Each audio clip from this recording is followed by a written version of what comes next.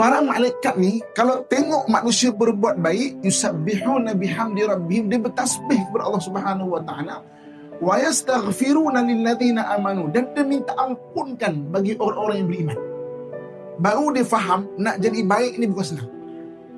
Kan? Dulu macam kenapa nak jadikan manusia yang maknanya menumpahkan darah, buat kerosakan, baru dia faham.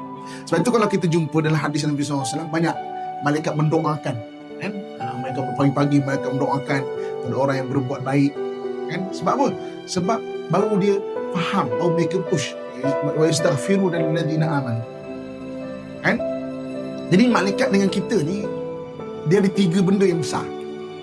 Kita dengan malaikat ada 3 benda yang besar. Yang pertama, malaikat ni membisikkan ilham. Ilham ni maknanya bisikan-bisikan yang baik. Okay? Yang keduanya, malaikat ni mendoakan kita, utamanya orang-orang yang berbuat baik. Dan yang ketiga, dia membantu kita dengan jalan kita tak perasan. Kadang-kadang kalau kita buat baik, saya yakin ibu-ibu, kakak, ayah-ayah kaya dengan pengalaman. Ada benda-benda mungkin kita buat masjid ni mustahil diakal, tapi kita boleh buat. Kadang-kadang kita tak perasan.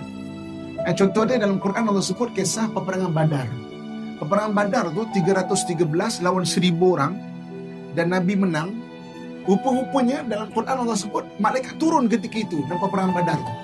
5,000 minal malaikah, 5,000 malaikat ada bersama dalam perang Badar tu. Jadi malaikat ni membantu kita dengan jalan kita tak perasan. Jadi kalau kita baik, kita buat sesuatu benda, sebenarnya dibantu dengan jalan kita tak perasan. Jadi kadang-kadang kita punya kejayaan bukan kita tahu. Jangan sombong dengan kejayaan.